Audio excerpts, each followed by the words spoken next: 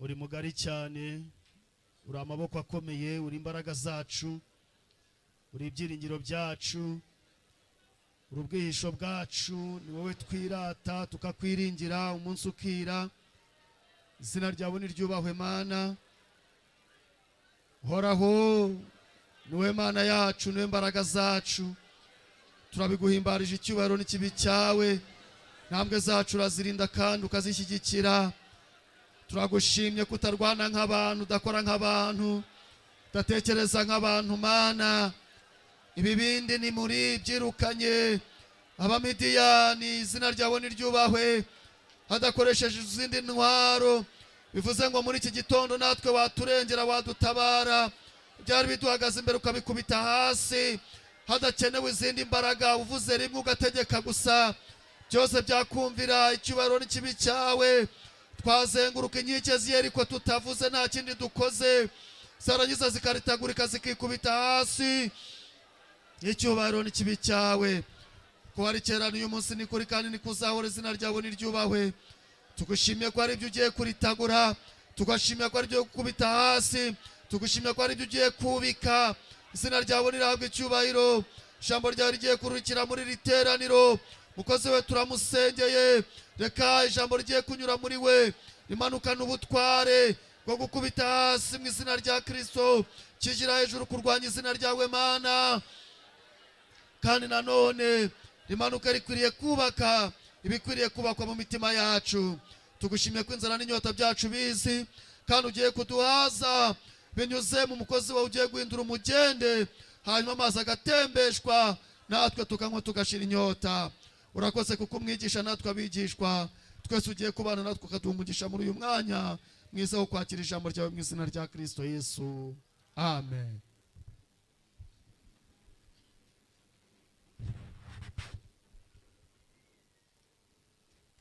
Yesu nashimwe, haleluya. Ndabaramukije mu izina rya Yesu. Ndashimira Imana impaye uyu mwanya kugira ngo tuganire ijambo ryayo, kandi namwe ndabashimiye abato n'abakuru bari muri iri teraniro. Ndashimira n'abaririmbyi n'ubuyobozi bw'itorero. Imana ibahereze umugisha, amen. Dusome ijambo ry'Imana, kandi ndashimira Imana itwemereye kugira ngo uyu munsi masengesho mu mumere hariya mikrofone dukorana umurimo w'Imana. Dusanzwe duhurira ku ruhimba ari mu mibyizi, ariko uyu munsi turahuriye kandi ari ku cyumweru mu mumere mikrofone n'umukozi w'Imana. Amavuta ye turayemera, tuganira ijambo ry'Imana. Dusome igitabo cy'Itangiriro. Tugiye gusoma ahantu henshi, ariko tuhasobanure mu mwanya dufite. Ariko ndabahereza intashyo. Kuwa mbere nari ndi Remera, kuwa kabiri nari ndi Butare, kuwa gatatu nari ndi mu Ruhango, kuwa kane no kuwa gatanu no kuwa gatandatu nje mu kanya mvuye ku Kibuye. Bambwiye ngo mbahe intashyo, mwakira izo ntashyo. Dusome ijambo ry'Imana mu gitabo cy'Itangiriro igice cya 21. Dusome umurongo w'10. Itangiriro igice cya 21, dusome umurongo w'10. Nubwo umubiri unaniwe, ariko umuntu w'imbere afite imbaraga, ndi kubyumva. 21 umurongo w'10 haravuze ngo nicyo cyatumye abwira Aburahamu ati, senda uyu muja n'umuhungu we, kuko uyu muhungu w'uyu muja atazaraganwa n'umuhungu wanjye Isaka. Niko namwe yavuze. Masengesho ari buze kudusomera Nehemiya igice cya 13, aze gusoma 23, 24 na 25. Nanjye ndaza gusoma ahandi hantu habiri, hanyuma tuganira ijambo ry'Imana. Nehemiya igice cya 13, asoma umurongo wa 24, 23, 24 na 25. Yasoma. Dusome. Urihangana nanjye ndumva ijwi ryagize, ariko nta kibazo. Dusome Nehemiya ibice 12 13 umurongo wa 24 n'uwa 25. Mwihute muhagere hanyuma dusome. Kandi abana babo bavugwaga ururimi rwabo baruvuga 23. Mbere kuri 23 Yego. haravuga ngo kandi muri iyo minsi mbona abayuda bashatse abagore b'abanyashidonikazi n'abamonikazi n'abamowabukazi, kandi abana babo bavugaga ururimi rwabo bavugaga n'urw'abanyeshidonikazi, ntibashake kuvuga uruyuda, ahubwo bavugaga ururimi rw'ishyanga ribonetse ryose. 25 haravuga ngo maze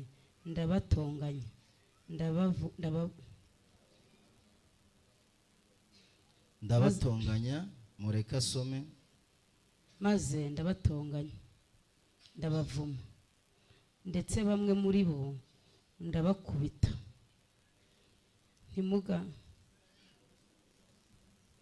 Mbapfura umusatsi, mbarahiza Imana nti ntimugashyingirane nabo, kandi namwe hanyuma reka tubasimbuke. Mbese Salomo umwami dusome Ezira igice cya 10, dusome n'umurongo Ezira igice cya 10, dusome n'umurongo wa 3 twihuse. Haravuze ngo Ezira igice cya 10 dusome n'umurongo wa 3. Haravuze ngo nuko none dusezerane Imana yacu, nuko rero none dusezerane isezerano n'Imana yacu, yuko dusenda abagore bose n'abana babyawe dukurikije inama ya databuja, niyabahindira imishyitsi itegeko ry'Imana yacu, kandi bigengwe uko amategeko abitegeka. Byuka kuko ari ibyawe, kandi turi kumwe nawe, nutinye ugire gute ubikore. Igitabo cy'abacamanza, dusome igitabo cy'abacamanza hariya kwa Gideyoni Sayuni ririmbye tubashimira, igice cya 8 tugiye gusoma umurongo wa 30 n'uwa 31. Tuze gusimbuka dusome igice cya 9, dusome umurongo wa 7, dusobanure dusenga Imana. Igitabo cy'abacamanza igice cya 8 dusome umurongo wa 30. Haravuze ngo Gideyoni abyara abahungu 70, kandi yari afite abagore benshi 31 ariho ngendereye, kandi yari afite inshoreke ishekemu, nayo ayibyaraho umwana w'umuhungu amwita Abimeleki. Imana idufashe. 9:7 haravuze ngo rubanda babwira Yotamu, aragenda ahagarara mu mpinga y'umusozi Igirizimu, arakomera n'ijwi rirenga, aravuga ati yemwe abishekemu mwe, nimunyumve n'Imana nayo igire gute ibyumve. Tubumbe Bibiliya tuganira ijambo ry'Imana, hanyuma dusenge Imana. Amazina ni Vincent, ndo hano murabizi, ndi umudiyakoni, nejejwe n'Imana kubana nawe. Haleluya. Tugiye kuganira ijambo ritoya, nahaye insanganyamatsiko, ariko nubwo dusomye ahantu henshi, ni ijambo ritoya rivuga gusenda inshoreke. Si inshoreke gusa n'abana bazo. Hanyuma nasomye ibitabo bigiye bitandukanye. Inshoreke z'umubiri hari icyo zivuze, kandi hari n'icyo zisobanuye. Isi hari ukuntu ifata abagore b'inshoreke, ubwo abagore b'inshoreke si abagore ba kabiri. Yego. Isi hari ukuntu ifata inshoreke, ndetse n'abana isi hari ukuntu ibafata. Hanyuma ndashaka kubabwira uko isi ibifata bitandukanye no mu buryo bw'umwuka. Inshoreke, ngiye kuvuga imico y'inshoreke, nimubona ari ngombwa ko tuzisenda. Inshoreke iyo yinjiye mu rugo, ba mukecuru bano bari buze kudufasha, iyo yinjiye mu rugo, urugo rwari rukize, rube rukize cyangwa rube rukennye, urugo rwinjiyemo inshoreke, hamera nk'ahantu haciye umuyaga. Mu mwanya muto nk'uwo guhumbya ibintu mu rugo birahinduka. Hari abantu bavuze ngo cyane, kandi bano bantu ni bakuru murazizi. Inshoreke yinjiye wambaraga igitenge cyiza, itangira kukureba kuko ikumenya wowe utarayimenya. Ikumenya wowe utarayimenya, ikareba imitambukire yawe, ikareba imyambarire yawe, ikakureba ikavuga ngo ubyambara ubu, ubwo mpageze ntuzongera kubyambara. Niba mu kwezi wabonaga ibitenge bibiri birahinduka agatangira kimwe, waba udasenga utari umuntu uri w'inararibonye ngo ubirebe, ugatangira kwibyimbya, n'icyo cya kabiri ukakibura. Natangaye abana b'inshoreke n'abana babi cyane. Hanyuma mwihangane, nta muntu ushaka gukomeretsa waba yaravutse ku nshoreke, ndashaka kuvuga izo mu mwuka wa mfurawe, ntago ngiye kugukomeretsa, ariko turashimira Imana ko naho hana Imana yahagukuye ubura umwana w'Imana. Twakomera Imana amashyi muri iri teraniro. Abana b'inshoreke nasanze ari abana bateye ukundi kuntu. Nabo niba ari ba nyina babitera simbizi, niba ari imico bavukana sinamenye, kuko nabo baba bavutse mu buryo bukomeye. Abana b'inshoreke bagira ishyari ku rwego rukomeye iyo bageze muri uwo muryango wamajije gukura. Natangaye abana b'inshoreke biga mu mashuri ahenze, umwana w'isezerano akiga mu mashuri aciriritse. Ndi kumva abantu bari kwimyoza, byashoboka ko ari byo. Abana b'inshoreke banywa nido, uwawe anywa amajagano, nayo kuyabona hagize gutya. Wavuze ariko papa Runa, urabona abana wari warabamenyereje ibi, none ibintu biri guhinduka, ariko se papa Runa wagerageje? Akavuga ati mugende mugure litiro mu bana batanu, ubu barayinywa. Akakubwira tushiremo amazi.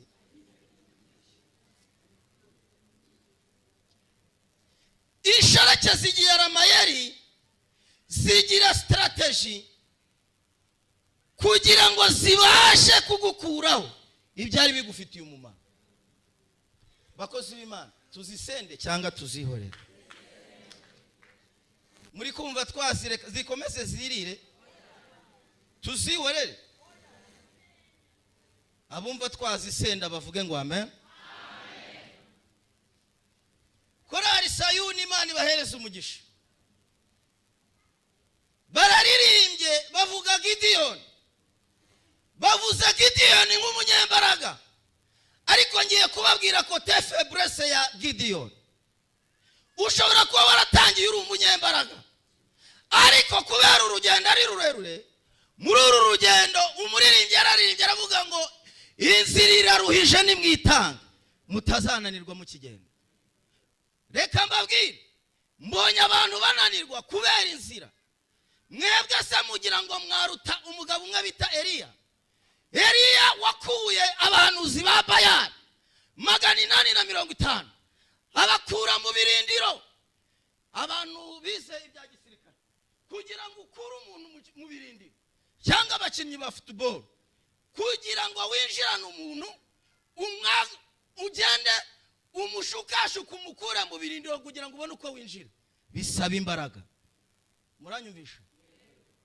Eliya yakuye abahanuzi ba Bayali 850 abakura mu birindiro, arabazamukana. Haleluya. Yari umuhanga, yari afite amavuta akomeye, yari abizi ko Imana itakorera mu ndaki za Bayali. Arabashukashuka kubera igipimo cy'amavuta, arabazamura. Haleluya.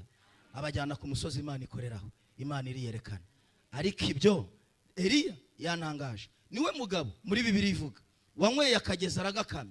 Eliya niwe mugabo Bibiliya ivuga wamanuye umuriro. Ariko mu kintu cyantangaje, inzira imubana ndende kubera amakuru yakiriye ari mu rupapuro, ngo asomye amakuru ya Yezebeli, ngo umugabo arahunga, aragenda, ngo aragenda araryama munsi y'igiti cy'umurotemu, yisabira gupfa. Inzira iraruhije.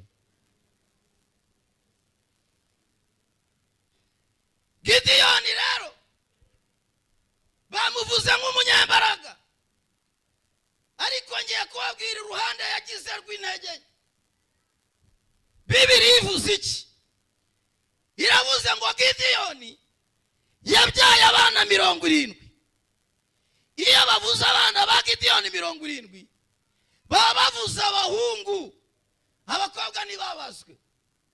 Ariko Bibiliya yavuze amagambo akomeye ngo muri iyo ntambara, muracyari hano, ngo ajya ahantu bita Shekemu.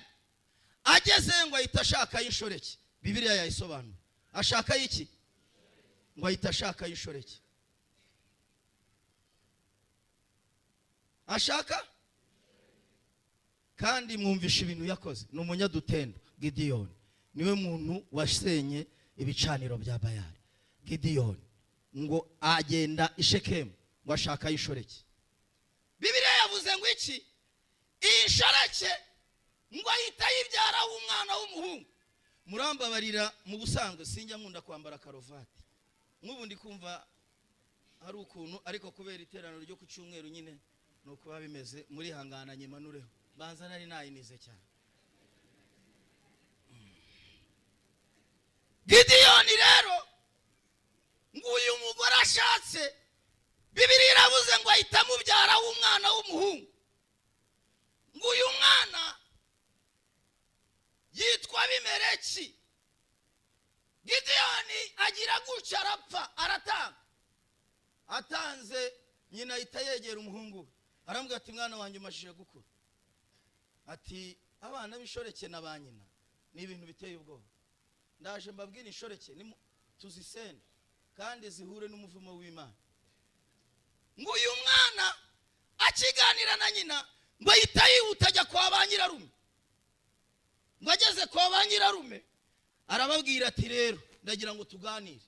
Murabona papa arapfuye kandi yabyaye abana 70 bose. Aba bana bagiye gufata ubwami, bazatuyobora. Umwana arababwira ati none ko mubona nkuze sinabayobora bigakunda. Ngo abikubise ba nyirarume baravuga ati wa mwana umaje gukura. Arababwira ati rero mwumve icyo mbasaba, je kubasaba amaboko. Je kubasaba amaboko mushigikire nyobore nje mu mwanya wa data kandi ku ngoma yanjye muzaba amahoro. Ba nyirarume bashyira muri logique, baravuga ati wa mugane ho kugira ngo tujye kuyoborwa n'undi muntu, reka dushyigikire umwana wacu. Ngo bahita bagenda mu nzu y'ibigirwamana, hari amafaranga, amaturo baturaga ibigirwamana, ngo barayazana bahita bayahereza Abimeleki.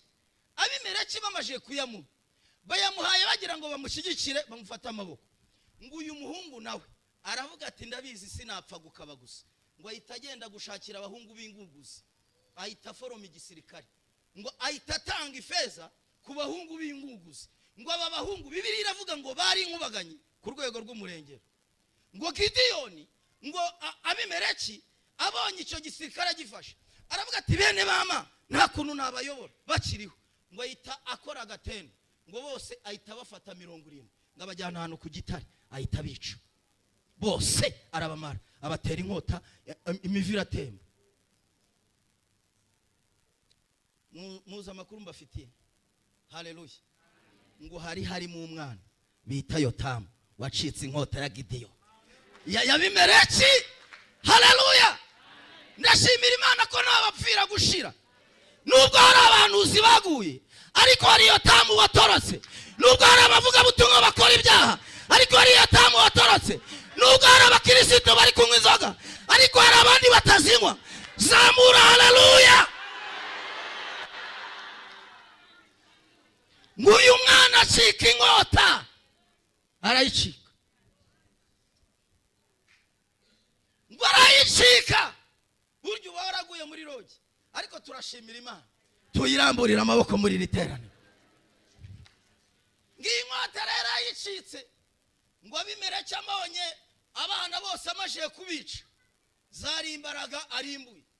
Ngo arangije akora ikintu gikomeye. Ngo arangije ahita akora umunsi mikuru, umunsi wo guserebura rero. Ngo ajya ahantu bagiye kumwimikira, ahantu bita Girizimu. Ngo agezeyo, ngo abantu bamenya amakuru. Ngo baragenda babwira Yotamu, baramubwira ati ngwino ujye kureba mwene wanyu bagiye kumusukaho amavuta sha, agiye kwicara ku ngoma ya so, niwe ugiye kuyobora. Ngo umwana arasa, ngo akihagere. Amen. Akigira gute? Ndashimira Imana ko twahageze. Mumera ikiganza mubwire ngo shimira Imana ko wahageze. Ntabwo ugipfuye hano uri buhakire. Ngo arahagarara ku murongo ibice 9 ku murongo wa 7 ngavuga kome agira ati ngiye ntago ndi buzorohere ndazikomerera muri iri terano. Ntago biri bukunde ndi kuma shaka gukomera. Haleluya. Aravuga ngo yemwe abishakemu mwe, ngo abantu ngo yarahagaze ku mpinga hejuru ku musozi, ngo abantu bishakemu baravuga ati iryo jwi ni iryande. Aravuga ati nimunyumve yemwe rubanda, nimunyumve yemwe, nimunyumve abishakemu, yewe nawe Abimeleki unyumve. Aravuga ngo kandi si ibyo gusa, saho nshaka ko birangirira n'Imana nayo igire gute ibyumve. Hari ibintu tugiye kwangira muri iri teraniro rya mbere. Aravuga ngo n'Imana ibyumve. Ngo abantu barahindukira baravuga tonini, ngo Abimeleki arebye ngabona ni mwene nyina. Aravuga abona ni mwene se. Aravuga ati uyu muhungu yancitse ati ndashimira Imana. Satani we n'ubu turagucitse kandi.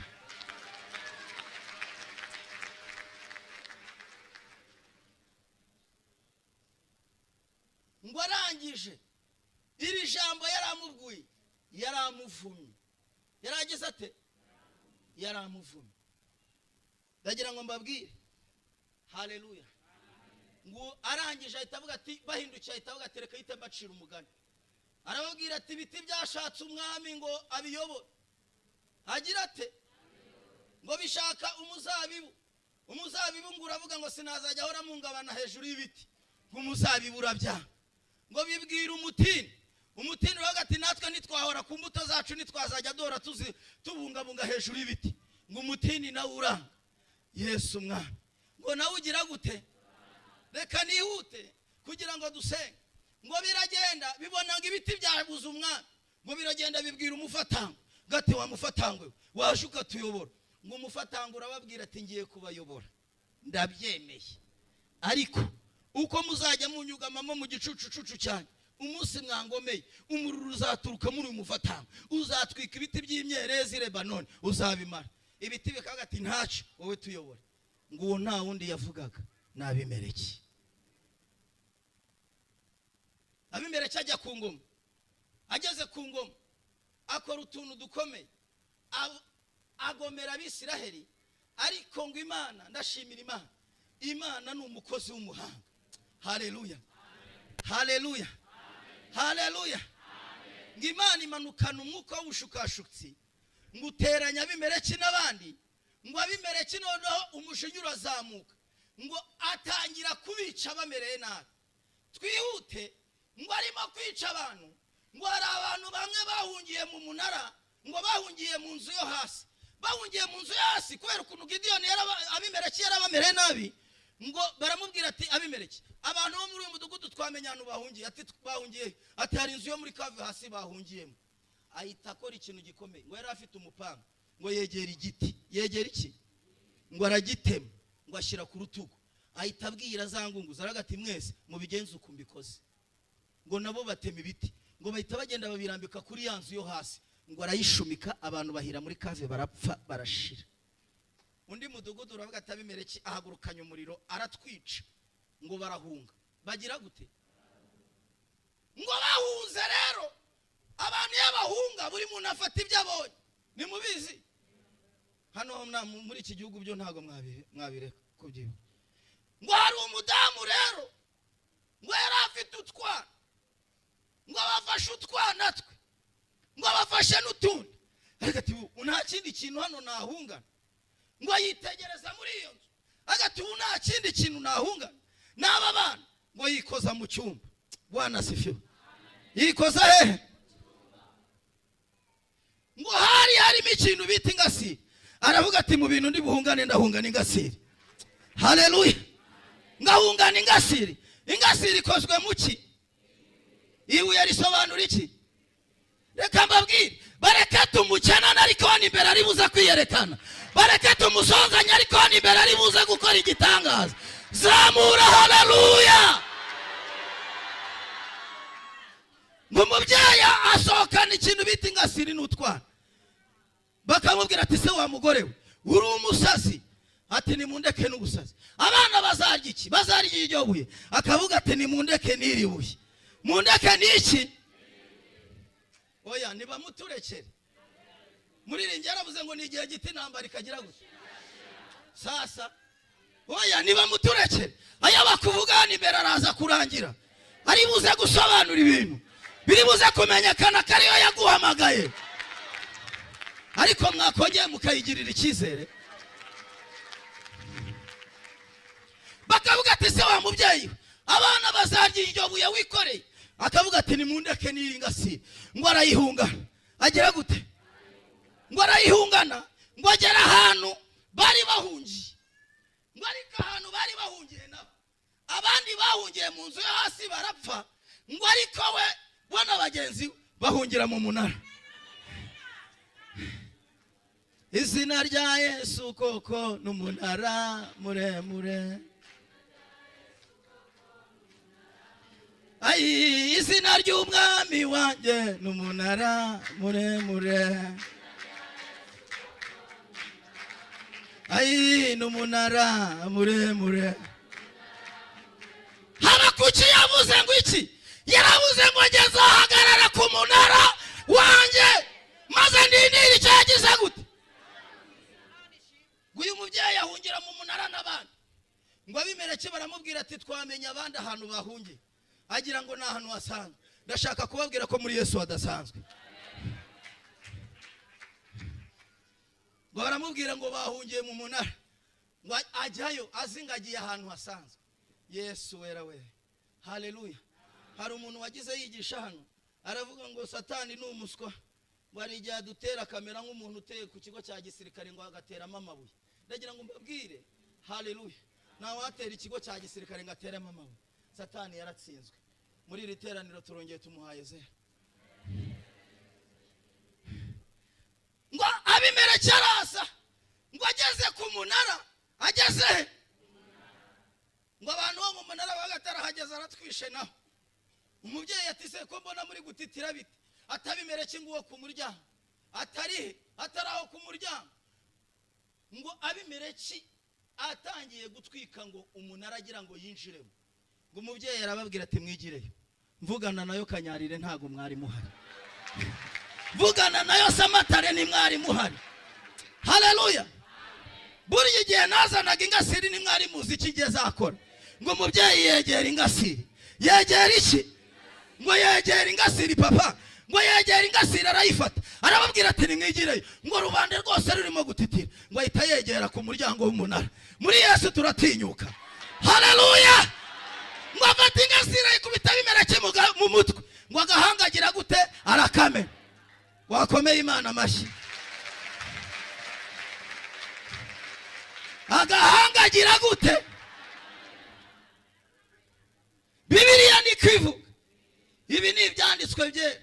Aya nagara amateka.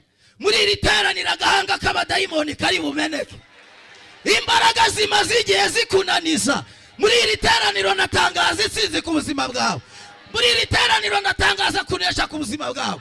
Zamura haleluya.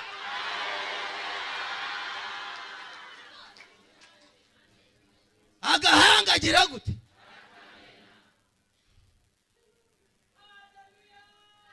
Imbaraga ihora gukoresha icyaha muri iri teraniro. Reka mbabwira akantu kandi k'ubwenge. Bwana sifiwe. Umugore asobanura itorero. Narishatse kubabwira ko mu itorero haracyari imbaraga zibohora abantu. Mu itorero haracyari imbaraga zikiza abantu ubusambanyi. Mu itorero haracyari imbaraga zikiza abantu kuraguza. Mu itorero haracyari imbaraga zibuza abantu kunywa inzoga. Mu itorero uyu mugore ntiyavuzwe izina. Bwana asifiwe. Twasomye ijambo. Bibiliya yavuze ngo iki? Uyu ni Sara. Ndashaka kuvugana rega n'abantu bavuganye n'Imana. Ariko ishoreke zikaza zikonona ibintu. Sara Sara muramuzi sinjya kuvuga amateka ye. Imana yahagurukanye nabo, yavuganye nabo, barahaguruka ariko inzira iba ndende. Sara buri umwana, Sara biranga na Aburahamu. Sara ngarangije yicira inzira, abwira Aburahamu, aramubwira ati Aburahamu, ibintu Imana yavuze byashoboka ko atari ngiye bizacaho. Icyakora naguteretera umuntu, nakurambagiriza. Bibiliya ivuga Sara ngo Sara yari umugore mwiza. Ibaza umugore wageraga mu bami bakamukunda. Uzi umugore ukundwa n'abantu bakaze. Muzarebe buriya abantu b'abasirikare, abantu bakaze baba bafite abagore beza. Niko bimeze abasirikare n'abakozi b'Imana.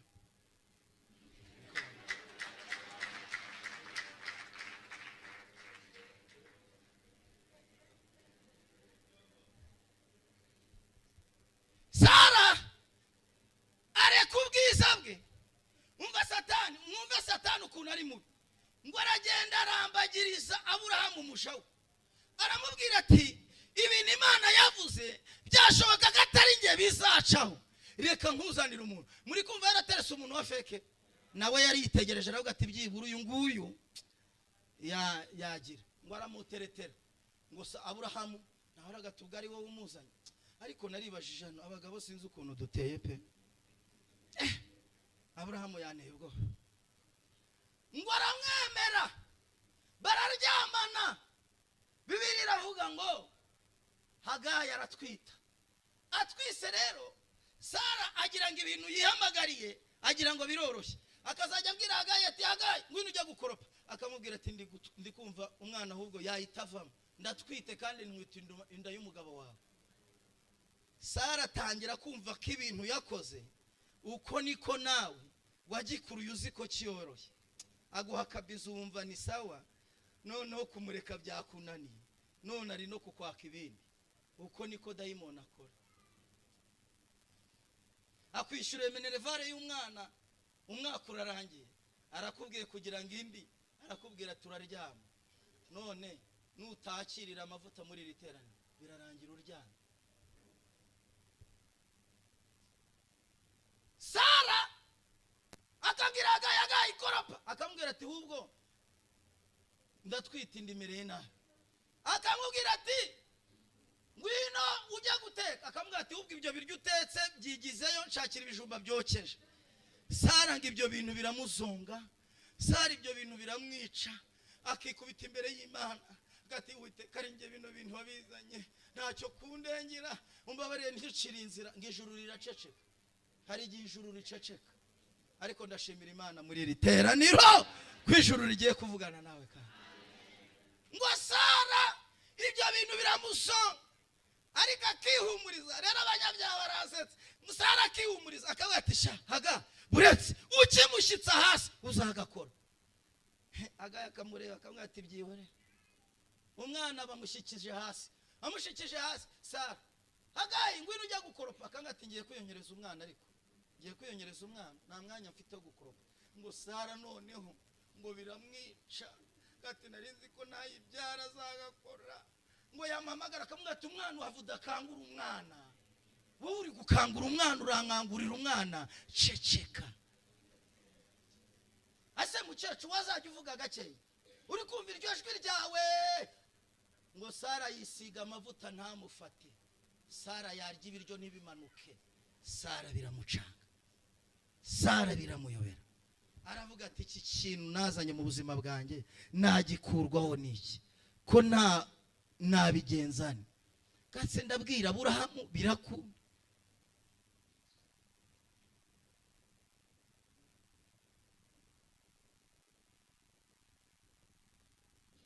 Sara ngo yinginga Imana yibuka ko Sara ari ibintu yavuganye nawe. Iravuga ati Sara nubwo wankojeje isoni, nubwo wantengushye, Imana n'urukundo. Ayi wewe ayi. Aravuga ati Sara Imana yibuka uburyo yabahamagaye bakura muri Uriya Bakarudayi. Yibuka Sara ubusa Aburahamu avuga ngo ni mushiki we, ibigabo bikamusumira, umwami akamwataka. Akavuga ati Sara ndabyibutse, nibutse uruzerero mwabayemo. ariko ngo Imana yibuka ko yari yarasezeranyije Sara umwana, iravuga ngo ntitaye ku bintu wakoze, ngo ijuru riramwibuka. Ijuru rirakwibutse nubwo wahemukiye Imana we, ijuru rirakwibutsa muri iri teraniro. Muririmbyi yararimbye aravuga ngo kandi uko ukunda umwana wawe, aravuga ngo niko nkunda nanjye nakwiriye. Ngo Imana igira gutya yibuka Sara ngo agiye kubona ngo abona yumva aratwite, ngo atwite atangira kwiyambarisha utuntu twa mariniye, ngo hagaye akagati se wasanga ari n'urushwima, wasanga ari n'iy'umwuka, nta kintu kirimo. Ariko ndashimira Imana nubwo abantu babona tuza gusenga bakabona nta kirimo, imbere gatoya hano turi buze kubyara. Haleluya. Hari igihe abantu babona muza muri repetition, ariko size repetition muhoramo, abandi bimeze gutya bakagira ni mubareke imbere hano, Imana iraza kwitamurura. Yesu we, ngo bagiye kubona ngo bona Sara arabyaye. Sara agira gute? Muvuge ngo nta makuru meza. Ngo abyaye rero agize ate? Abyaye. Aburahamu ngo arashima, aragatinda gushimira Imana, wirengagije ubupfapfa bwacu uratwibutse. Aburahamu yakundaga abantu. Haleluya. Kandi n'Imana nayo iradukunda. Ngo atumira abantu, ngo arangije arababagira. Agira gute? Ngo arababagira. Ngo Aburahamu yicaye rero, yicaye mu birori. Haleluya. Muri ibyo birori Imana yari yapanze guteturura Sara, kumukuraho agasuzuguro kishoreke, kumukuraho agasuzuguro k'abadayimoni. Ndashimira Imana muri iri teraniro ije kugukuraho agasuzuguro abadayimoni bamaze igihe bagucunaguza. Yesu we, zamura haleluya. Imana ibipangira hano, iravuga ati nabigambiriye. Uyu munsi turi itariki zingahe? 10.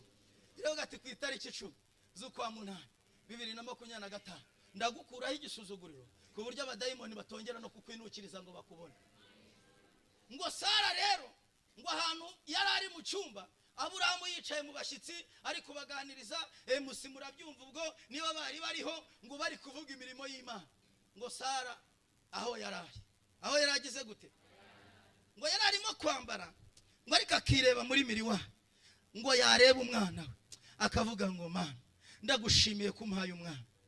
Haleluya. Aragati ndagushimiye kumpaye iki? Umwana. Ngo akitegereza, ngo akireba mu musatsi, ngo yareba umwana Imana imuhaye, akavuga ngo ndagushimiye ko utameze nk'abantu Mana. Haleluya. Ngo akareba umwana, ngo akamwitegereza, ngo bakabona yatinze, ngo bagiye kubona, ngo babona Sara azanye n'umwana. Haleluya. Ngo azasimbagira agenda gake, avuga ati mu ijuru hari Imana ibabarira, mu ijuru hari Imana itabara, mu ijuru hari Imana igira neza, mu ijuru hari Imana ikuraho igisuzuguriro. Uyu mwana mwatuyeho kuzakorera Imana, uyu mwana azabe mu bantu bakomeye muri iki gihugu. Haleluya. Ngo Sara nguko yatambukaga, uko atambuka, ngo yicaye agize ate? Ngo agiye kubona ngabona Ishimayeli na nyina bari mu bintu, ngo ngo nubundi twarubatanzemo, ngo baraseka, ngo basetse ibyishimo bya Sara bihita birangira. Hari ukuntu ugira ngo ugiye kwakira, ugiye kwishimira umugisha, dayimoni kahita kwibutsa ati wibuke ko wabukoze utanze na avance. Wagira ngo ugiye kwishima, akakubwira ati wibuke ko umwana wa mbere ufite wamwijiranye muri uru rugo, kandi Imana yaraguhaye umugisha, ariko ndayishimira igiye kukwivugira hejuru y'abadayimoni, ubundi ukazajya wishimira umugisha w'Imana. Ngo Sara ngabonye ibyo bitwenge ahita asubiza y'umwana. Aburahamu ati sasa, ahita asubiza yatavuze, agati subira, ngo amusubizayo nukirama. Agira gute? Ngo ahita agaruka, araza ahita abwira dadi, aravuga ati dadi none ndashaka ko tuvugana. Umusaza ati se ku mwana aramubwira ati nta kindi tuvugana, ndashaka ko tuvugana. Aburahamu ati se haguruka ndagushaka. Ngo Aburahamu arahaguruka. Umugore wabonye ijambo areko ma, Imana igushubije ijambo, Imana igushubije agaciro, Imana igushubije Imana twakongera tukayiramburira amaboko tukayishimira. Ngo Aburahamu araza, ngo aje Sara ahita amubwira ngo uriya muhungu na nyina simba shaka muri ibi birori. Aburahamu atuvuze ngo iki? Uyu mugore si wowe wamumaye, uyu mwana uzi ko ari umwana wanjye. Sara ati nta kintu mvuga, mbare kabiri bagiye, ntago nishima muri bino birori barimo. Aburahamu ati ibintu uri kumbwira nibibaho, wibuke ko uyu mugore ari we wamuzanye, wibuke ko uyu mwana ari uwanjye, uragira ngo mbigenze? Aburahamu ngabona umugore yakamejeje, ndagira ngo tukameze, ndagira ngo dukomere. Hoya Imana iguhaye agaciro, uhuye naryo muri iyi teraniro, uhuye n'ijambo rikuzura, uhuye n'ijambo rigusubiza ubuzima, uhuye n'ijambo rigusubiza agaciro. Zamura haleluya. Ngo umugore arakameze.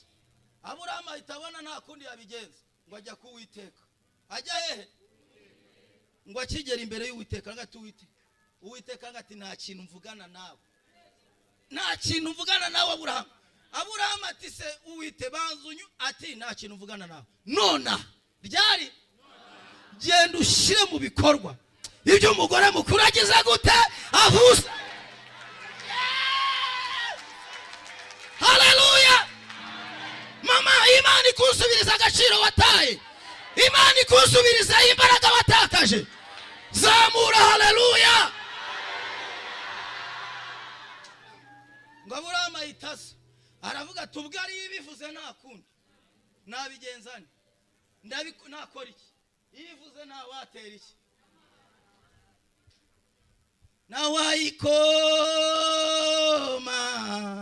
Nawayikoma mu nkokora, nawayikoma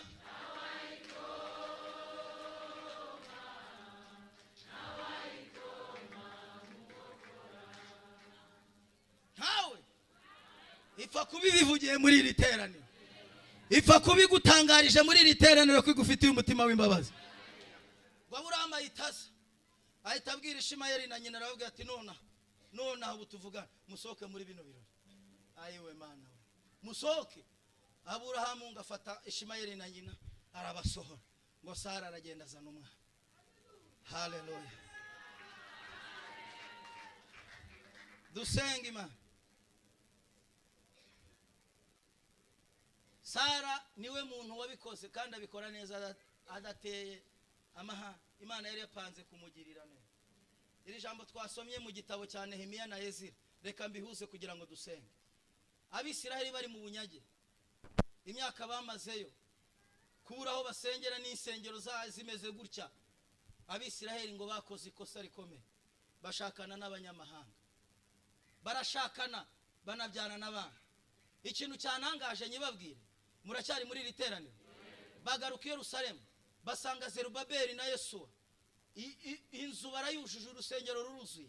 Ndagira ngo mbabwire nubwo urusengero rwuzuye ibyaha biracyahari.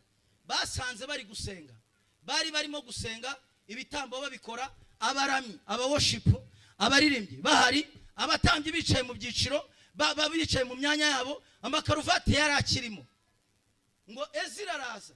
Ezira azamutse mu cyiciro cya kabiri, azamuka. Ezira n'umwanditsi, ariko yazamutse mu cyiciro cya kabiri agera n'abandi bazamukana, ariko yaraje kubibutsa iby'amateka n'amategeko y'Imana. Ngo ari ayinjira mu rusengero, ibintu byaberaga mu rusengero murabizi sinjya kubivuga, hari harimo induru zikomeye. Ngo abasore barishimaga, abasaza bakarira. Ngo urwo ruvange mu gice cya 8, ngo urwo ruvange rw'ibyishimo ngo n'amarira nta muntu wabashije kubivangura. Ni nk'uho biriho ubu ngubu usanga ibintu byarivanze, abantu bararira. Ngo bababwira agakiza ka kera, abana b'abasore kavuga ati ahambanati, hambanati. Abasaza ati barimo guhambanati, ibi ni ibiki? Abasaza bakarira gatize mwabana mwe, ubu mwabona imbaraga nk'izo twari dufite. Ejo bundi ngize umugisha kubona nagiye ahantu nahumvisha amateka akomeye. Ngo hari umupadiri wagiye kubwiriza muri icyo gice, ni iwabo wa ni umudiyakoni hano. Agezeyo ngo niyo baramurashije simbizi, hari umuvugabutumwa hano ngo yaragiye bamuraza muri parafo hejuru hafi mu Gisaka. Njyayo ngenda mfite ubwo, ngeze ariko reka mbabwira ikintu natangaye. Gashanga iwabo wa na Twahira. Nagezeyo iteraniro rya kabiri rizamo korari 12.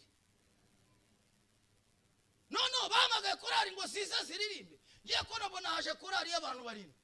kandi mu izina rya Yesu ntikuba mu cyaro mana ubuse koko bano barindwi bavanga n'abandi byibura ariko ndaga nise aho kugira ngo nkore ibyanicaye ku ruhimbi waza mushumba negera mushumba nangandise mushumba abo bantu kari bake mubongera mu bana arambwira ati ve naguza kateye hano aragati ntabyuzi ati ntago bino bintu bize ati nuraba ari abarindwi iyi korari yari irimo abantu 120 nise abandi bagiye arambwira ngo kubera ikibazo cy'isengero kubera ahantu baturuka bagenda ibirometero 35 nukuva hano ukagiye Bugesera n'amaguru muri mwe ninde wabikora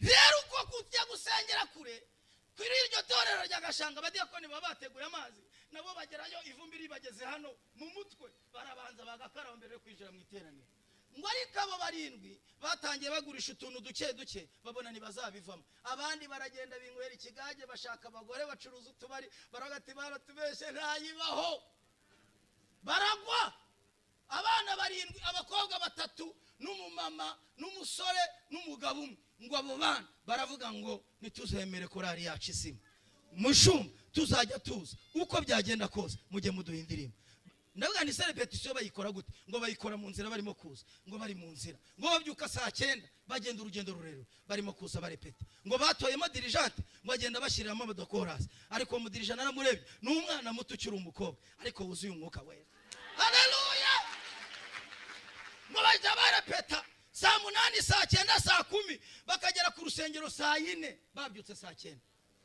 bararirimbye korari zose zari zira nibo bari bafite bararirimbye abantu bava mu ntebe barapfukama bararira habera ibintu bikomeye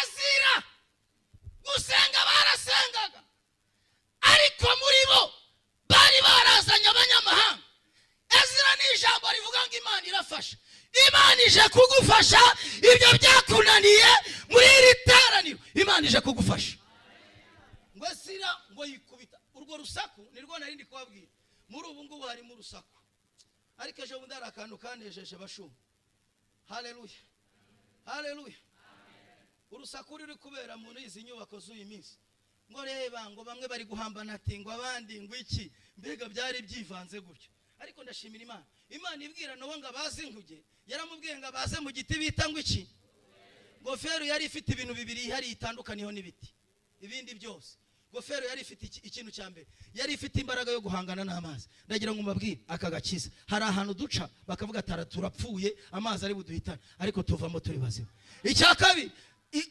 inkuge ikindi cya kabiri gofero yari ihari yari ifite ubushobozi bwo guhangana n'umuriro akagakiza hari ahantu duca bakabona n'umuriro akati ntibari buvemo ariko ndagira ngo mbabwire uwakuye muri ba Daniel mu itanura na n'ubu ngubu baracyahari kugira ngo adukize umuriro duca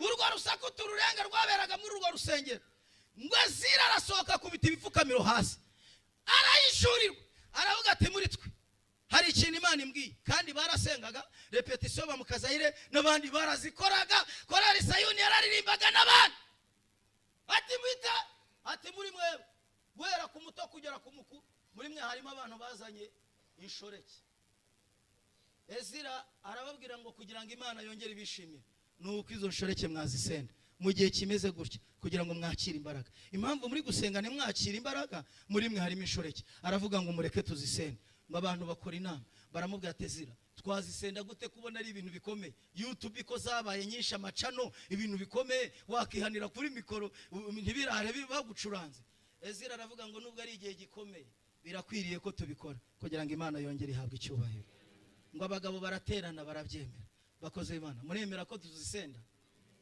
reka nzibabwire hanyuma tuzisenda Abagalatiya igice cya 5 hatagira uwasoma ngiye kwihuta cyakoza ngiye kubwira umuntu umwe ahantu ari buze gusoma araza gusoma Abaroma igice cya mbere today bamumere microphone araza gusoma igice cya mbere cy'Abaroma ndamubwira ahantu aza gusoma mwumve zino shoreke nzibabwire dusenge ishoreke ya mbere Abagalatiya igice cya 5 umurongo wa 19 uravuze ngo ishoreke ya mbere ni ubusambanyi iki ubusambanyi buri mu moko 10 ariko ngiye kubabwira butatu muri bwo kandi ndabaha urugero rwa hano hafi ku rusengero rw'umuntu wakijijwe akatanga ubuhamya mwumva nanjye ngize ubwoba ubusambanyi ubusambanyi bwa mbere ni abantu basambana bakoreshe bahuje ibitsina, ubwo mwese murabuzi muri bakuru. Ubusambanyi bwa kabiri ni ubusambanyi twavuga ko nta nubwo ni ubw'abadayimoni, ni ubusambanyi bwo kwikinisha, bwo kugira gute. Naratangaye, hari umukozi w'Imana hano bamwarimu baramuzi, yarakijijwe n'uwahano, ariko yavuze ikintu gikomeye. Yaravuze ngo atarakizwa, ngo yabaga yabuze amafaranga yo kugura indaya. Mwarimu ahise abivuga, aramuzi. Yo kugura indaya, ngo yambara agasupuresi, akambara ikoboyi ye, agashyiraho akatishati, agafunga isaha ye, akahita azamuka kwa Rubangura. Nta mafaranga afite kandi yumva ashaka indaya. Dayimoni w'indaya ari amumuntu inyuma amubwira ati sambana sambana.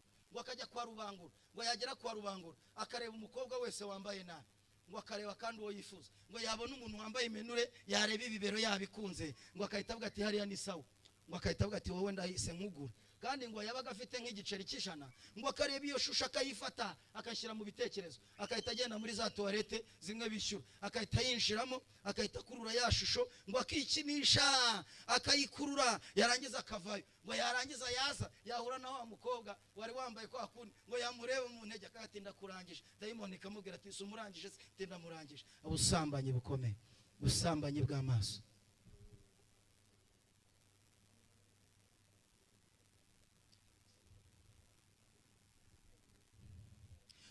Icya kabiri, gukora ibiteye isoni. Icya gatatu, iby'isoni nkeya. Hari abantu batazi iby'isoni nkeya. Iby'isoni nkeya murabizira.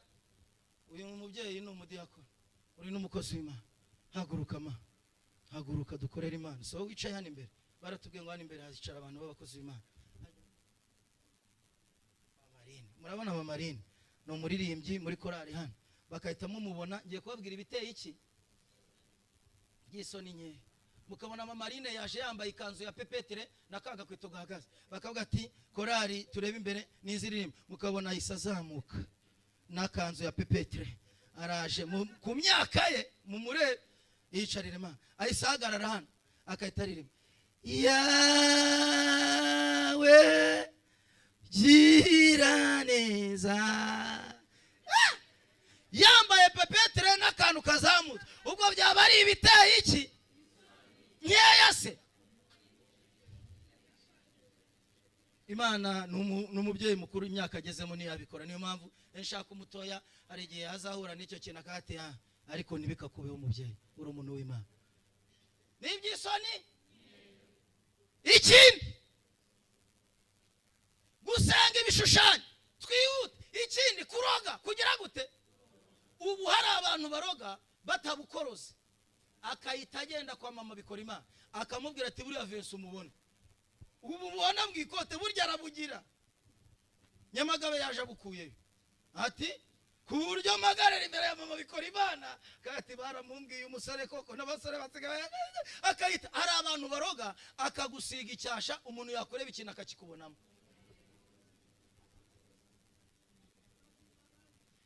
Icya gatandatu, kwangana, kugira gute. Ubu abantu bari gusenga badakundana, bangana. Icya karindwi, gutongana, kugira gute. Ko mutansubiza, kugira gute. Tuzisende cyangwa tuzihore. Abantu barasenga, abantu barabwiriza, ariko bagira intonganya. Imana iguha umugisha wavuze cyane. Ikindi, nishari. Ikindi, umujinya. Iki umujinya, ngiye kuvuga ku mujinya byaba ari ibindi. Ikindi, amahane. Ikindi, kwitandukanya, kwirema ibice, kugomana, gusinda n'ibiganiro bibi. Ibiki izi nshoreke zaranabyaye rega, niyo mpamvu zibaye nyinshi. Abaroma wahageze. Igice cya mbere dusenge. Igice cya mbere umurongo wa 29 ugere kuri 31, kandi usome nk'umuntu wabaye mu kiliziya. Soma Abaroma igice cya mbere umurongo wa 29 kugeza kuri 32. Haravuze ngo buzuye gukiranirwa kose n'ububi no kurarikira n'igomwa buzuye n'ishyari n'ubwicanyi n'ubwicanyi n'intonganya n'ubugambanyi ubu abantu baragambana n'ubugambanyi no gukina ku mubyimba no gusebaniriza mu byongorerano. ntako nashakaga no gusebanyiriza he byongorerano. niba hari dayimoni iriho mbi ikomeye ni ukuza gusebanyiriza mu rwongorerano. nkabyukira kwa mwarimu atuye Kimisagara, nkaza nje kumubwira umuntu avuga ati mwari uri ubona runaka mu rwongorerano, narangiza nkayitanza nkaza kandi gutendereza, kandi navuye kuvuga mama bikora Imana, nkayitanza tukatendereza, bakavuga ati nimuhoberane mwifurizanye umugeza gati Imana igomogeza, kandi navuye hehe. iki n'abatukana Yesu mwami, n'abatukana, n'abanga Imana, n'abanyagasuzuguro, abantu buzuye agasuzuguro mu mitima yabo, n'abirarira, n'abantu Yesu, n'abantu bagira gute n'abahimba ibibi, yego, n'abatumvira ababyeyi, n'indakurwa ku izima. hari abantu badakurwa ku izima, nabo bazana iki icyo avuze kikaba ari icyo. izo ni inshoreke, nta muntu ujya mu ijuru umeze utyo. yicarire today, reka dusenge. muri kumva atari nyinshi, mumbike ku maso yanyu. umuntu wese wumva twasenda ahita ahaguruka ku maguru y'abiri. Imana ibahereze umugisha. uwumva wese rimufata ahaguruke. Imana ibarebe neza mu izina rya Yesu. haguruka ku maguru yawe abiri. Imana ibahereze umugisha. Imana ibahereze umugisha. Data mu izina rya Yesu, muhaguruke abantu bumva twasengana Imana. Ntago ubwo se ririya ne ubwo se nongere mbisubiremo, intonganya, ibitutsi, ubugambanyi n'ibindi, gusebanyiriza mu rwongorerano, uri umunyamujinya, ubwo se nge mu bintu byinshi. haguruka ku maguru yawe abiri dusengana Imana. umuntu usigara yicaye ni umuntu wumva ubanye neza n'Imana, Imana imugenzuye ibyo bintu atabyibonamo. haguruka dusenge. uri Imana ishobora byose Imana, turi imbere yawe Imana. n'abari hanze kandi nabo bahaguruke, ntacyo bitwaye. n'abari hanze namwe abumva twasengana Imana. rega Ezira yasanze ku rwego rwose, yaba abaririmbyi, yaba abahanuzi, yaba abakozi, abavugabutumwa, yaba iri ryarabafataga. aravuga ngo rero nimureke dusezerane isezerano n'Imana, nuko dusenda. ndagira ngo dukubite ingasiri izi nshoreke, tuzisokre mu buzima bwacu, kuko Imana iravuze ngo ibyakunaniye ije kubigufasha. bumbika ku maso yawe twinginga Imana. ndikumva imbaraga z'Imana muri iri teraniro zije kubohora abantu. hari imbaraga zije kugukiza, imbaraga y'umwijima ikumazeho igihe. Imana iguhereza umugisha, Imana ikurebe neza. twese duhumirije ku maso yacu. umuntu wese wumva yaraguye, nta mushumba wabimenye, ariko wowe waraguye ubyiziho. wowe zamura ikiganza by'umwihariko, zamura. singiye kuvuga. Imana iguhereza umugisha. zamura cyane, Imana ikurebe neza. rega ijuru ryaje kugufasha, byarakunaniye ariko rije kugufasha. zamura cyane, Imana ibahereza umugisha, Imana ibarebe neza. imbaraga z'Imana sigukuraho hantu maze igihe. turaguhendahenze mu mbabazi z'Imana. tambuka hano uze hano imbere tugusengera by'umwihariko. Imana iguha umugisha. ihute bambi, waraguye nturakizwa, nturakira umwami Yesu. tambuka wihuse, hano tukwingingira ihoraho. twese tambuka. cyakoze nta mudiyakoni wabibonye, ariko Imana yarabibonye. tambuka rata, Imana iguhereza umugisha. abandi mwese mugihagaze nk'uko mwahagaze, tugiye kwinginga Imana. tambuka papa, nawe Imana iguha umugisha. sister, nawe Imana iguhereza umugisha. grand frère, nawe Imana ikurebe. titire yose waba uriho, urwego rwose waba uhagazeho, Imana niyo yonyine, niyo yonyine, niyo yonyine, niyo yonyine, niyo yonyine. nukijya kwigabura ryera, mfite umugore utari wawe, ufite umugabo utari wawe, tambuka uze, kuko uyu munsi urahura n'Imana. Imana iravuze ngo urabyawe.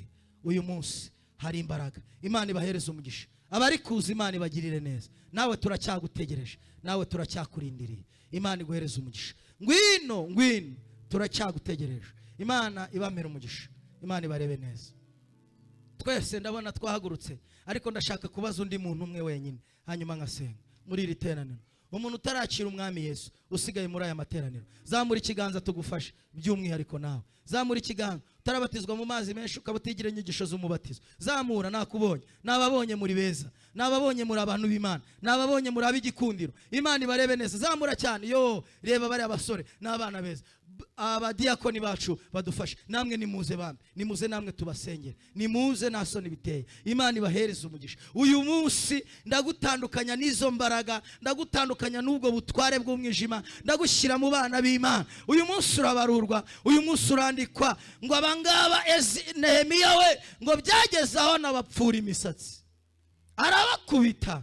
Ngwino tukwingingira Imana utarahura n'ukuboko kw'Imana. Ngwino uhure n'ukuboko kwiza kw'imbabazi. Ngwino, yo, Imana iguhereza umugisha. Mubahe inzira bambi, abakristo bacu badufashe bakumera inzira. Imana iguha umugisha. Uri umuntu mwiza, uri umuntu byawe n'Imana, uri umuntu w'Imana. Tambuka, ni karibu bambi, ni karibu, turacyagutegereje. Imana nawe iguha umugisha. Tambuka wamfura we, Imana iguha umugisha. Yo, nawe Imana iguha umugisha. Tambuka, ngwino icira ahangaha, Imana ikumera umugisha. Reka dusenge twinginga Imana, Imana iguha umugisha. Nuko natwe twaje tuva mu byaha, Imana tubyarwa n'Imana, Imana itugirira ubuntu. Reka dusenge, reka twinginga Imana. Nawe ntago twari tugusize, reka twisengere.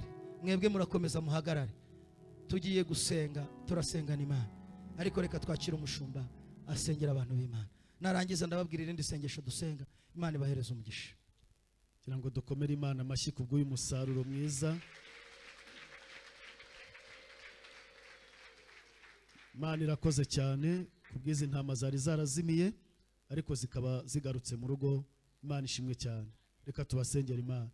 Mana data wa twese uri mu ijuru, ijambo ryawe ritubwira yuko imvura na sheregi iyo bimanutse bitagenda uko nguko, bidasubira yuko byaje, ngo niko n'ijambo ryawe ritazasubira yuko nguko. Mana, turagushimye ko ribibwe mu mitima y'aba bahungu n'abakobwa bawe mu izina rya Kristo, aho bari bicaye mu iteraniro no hanze, hanyuma ribakoze ku mitima.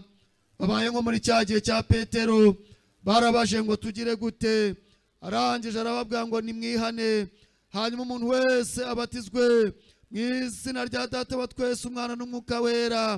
Kandi asoza avuga ngo niyi mpano nayo y'Umwuka Wera ngo nayo muzayihabwa.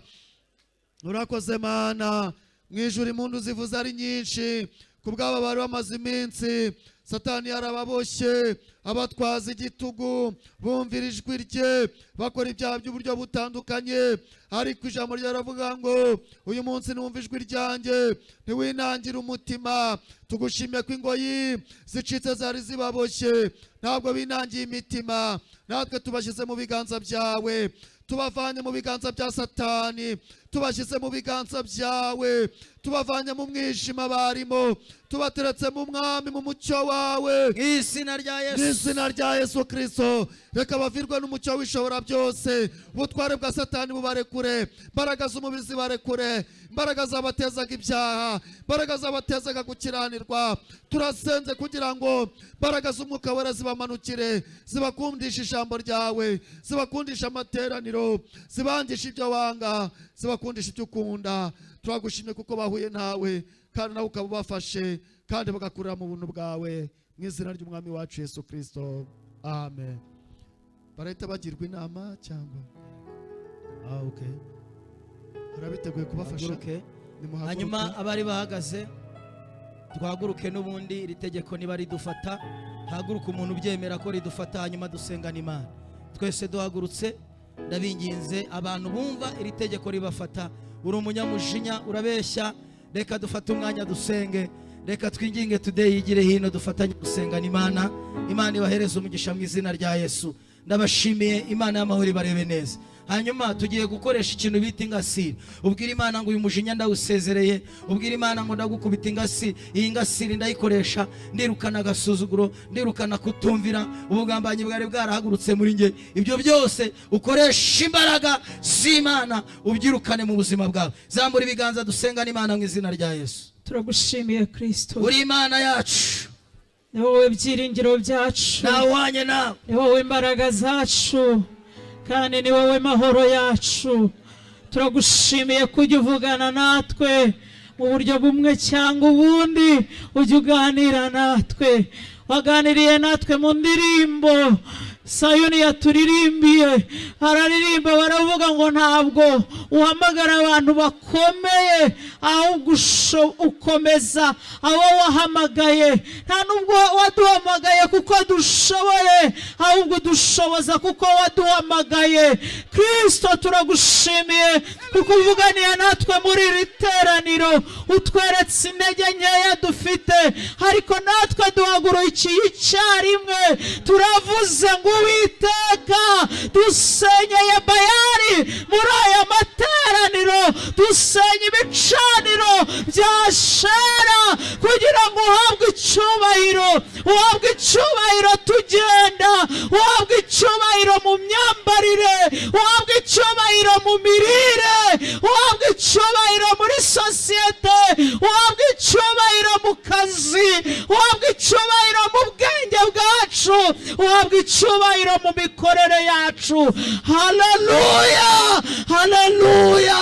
Dusezeranye nawe turi muri aya materaniro, turavuze ngo dusenze inshoreke, turazirukanye izatumungaga, izadutwariraga ubutunzi, izo tuzisendeye muri aya materaniro. Haleluya.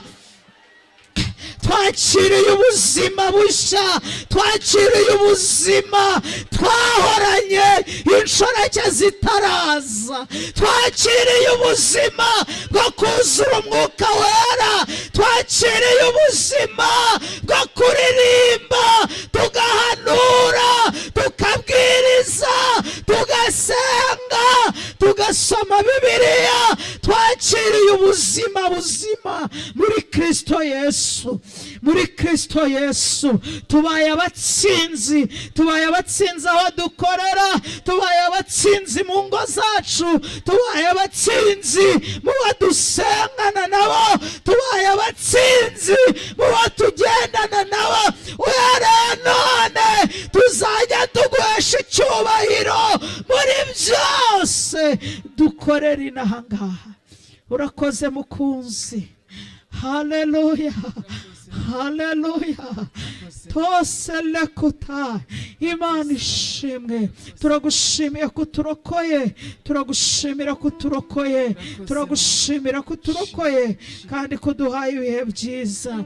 Reka tugukomera amashyi ko tuzuye kandi ukaba uduhembuye. Urakoze kuduhembura, urakoze kuduhembura. Mugaragu wawe ahabwa umugisha nawe, kandi wongera umuvomerere, umwuzuza izindi mbaraga z'umwuka wera. Tubisabye Imana Data mu izina rya Yesu, amen, amen. Reka tumutunge ibiganza umukozi w'Imana. Imana imuhe umugisha, imbaraga n'amavuta.